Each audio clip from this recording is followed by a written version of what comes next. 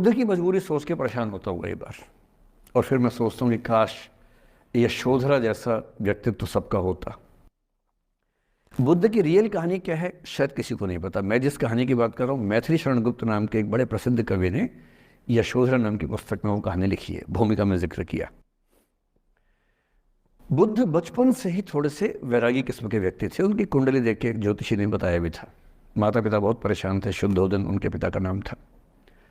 माता पिता ने बहुत कोशिश की कि इस बच्चे का मन विरक्त न हो। अच्छा महल बनवाया, सारी सुविधाएं दी।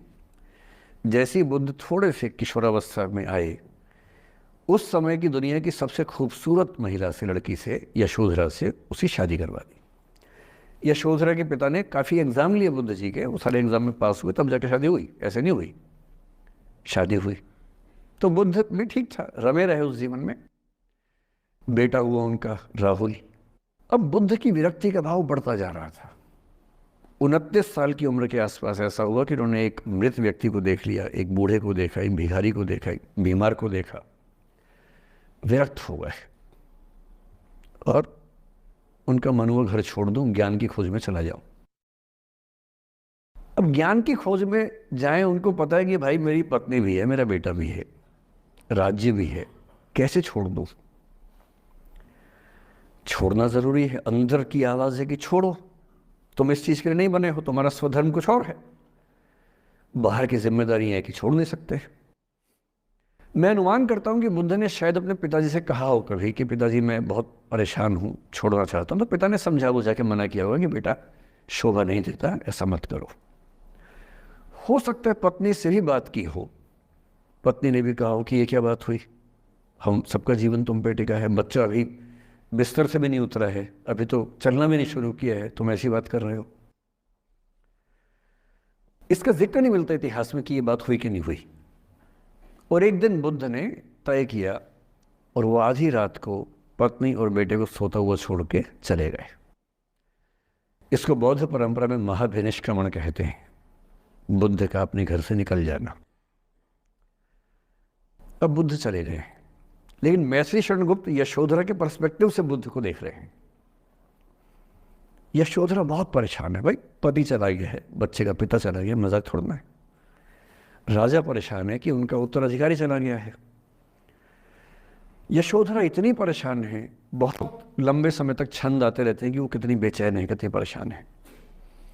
लेकिन यशोधरा की सबसे बड़ी परेशानी इस बात से नहीं कि बुद्ध चले गए, इस बात से है कि बिना बताए चले गए, भरोसा नहीं किया। और वो अपनी सहेली से कहती है, सिद्धि हेतु स्वामी गए, यह गौरव की बात। मुझे गर्व है कि मेरा पति इतने महान काम के लिए गया है। सिद्धि हेतु स्वामी गए, यह गौरव की बात, पर चोरी चोरी गए, यही बड़ा व्याघात। सखी सखी वो मुझसे कहकर जाते, कह तो क्या वो मुझको अपनी पथ बाधा ही पाते। क्या मैं रास्ता रोकती उनका? उसके मन में ये मलाल है कि बिना बताए चले गए। वो इस भाव को लेट गो नहीं कर पा रही है, परेशान है। फिर बुद्ध को ज्ञान मिला 6 साल की तपस्या के बाद, बोधगया में बोधि वृक्ष के नीचे ज्ञान मिला। बात फैल गई। जो 5 शिष्य बुद्ध को छोड़ के भाग गए थे उनके बुरे वक्त में, उन्हीं 5 को बुद्ध ने सबसे पहले ज्ञान दिया सारनाथ में, जिसको धर्मचक्र प्रवर्तन कहते हैं। बुद्ध की ख्याति बढ़ने लगी। शुद्धोदन ने बुद्ध के पास, अपने बेटे के पास कई लोगों को भेजा ये कहने के लिए कि भाई यहां भी तो आओ, हमसे भी तो मिलो। बुद्ध का ऐसा प्रताप था कि जो उनके पास जाता वो बुद्धम शरणम गच्छामि हो जाता, वापस ही नहीं आता। तो फिर शुद्धोदन ने बुद्ध के बचपन के एक दोस्त को ये कह के भेजा, भैया मैं जानता हूं तुम वापस नहीं आओगे, पर प्रभावित होने से पहले बोल देना कि पापा याद कर रहे थे। तो वो गया, उससे वायदा निभाया, हो तो गया, बुद्ध के संग में दीक्षित हो गया, पर वायदा निभा दिया। तो बुद्ध ने कहा जरूर जाऊंगा, पिताजी की आज्ञा है तो जाऊंगा ही जाऊंगा। बुद्ध पहुंचे अपने कपिल वस्तु, जो अपना इलाका था वहां पहुंचे। पूरे कपिल वस्तु में, नेपाल सिद्धार्थ नगर से नेपाल जाएंगे तो नेपाल बॉर्डर पे ही कपिल वस्तु है। मैं देखने गया था वो जगह जहां बुद्ध पैदा हुए थे, बड़ा सुंदर स्थान है, आप भी जाकर देखें कभी। तो बुद्ध पहुंचे रात को, एक धर्मशाला में रुके। अब वहाँ हल्ला मच गया कि राजा का बेटा धर्मशाला में। बुद्ध ने कहा, भाई मैं देखो राजा का बेटा बन के नहीं आया हूँ, मैं बुद्ध बन के आया हूँ। सुबह उठ के भिक्षा मांगने लग गए उस इलाके में, अपने ही पिता के राज्य में। पिता ने सिर पीट लिया कि भाई क्या कर रहे हैं। फिर बुद्ध ने सूचना भिजवाई कि मैं बुद्ध हूँ, बेटा हूँ संयोग से, ठीक है मैं आ रहा हूँ मिलने के लिए, पर मैं बुद्ध होके आया हूँ, मेरी चर्या है, नियम है, मैं भिक्षा से ही जीवन जीता हूँ अपना। ठीक है, पिताजी ने कहा चल कोई बात नहीं। फिर बुद्ध गए पिता से मिलने, पिता से मिले, सबसे मिले, भरी सभा में। लेकिन यशोधरा नहीं आई मिलने के लिए, लेट गो नहीं कर पा रहे थे। उसके मन में दर्द था, छुप के क्यों गया, बता के जाता।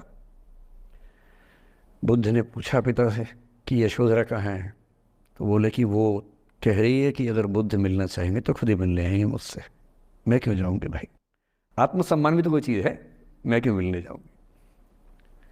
तो बुद्ध मिलने गए। सोचिए कमरे में यशोधरा बैठी है, राहुल साथ में। अब राहुल थोड़ा सा बड़ा हो गया है, 6-7 साल का है। बुद्ध गए हैं। अब आपके मन में आ रहा है कि बुद्ध वहाँ जाके बोलेंगे सॉरी मैंने गलत किया, I hurt you, I really feel sorry. बुद्ध है वो बुद्ध है।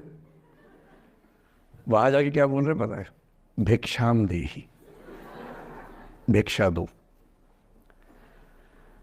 और यशोधरा कितनी महान महिला रही होगी, उसने अपने बेटे का हाथ बाप के हाथ में दे दिया। लेट गो का इससे महान उदाहरण दुनिया के इतिहास में नहीं है कि चलो आखिर तुमने आके झुक के कुछ मांगा तो सही। उसकी जितनी ईगो थी, अहंकार था, सब विगलित हो गया।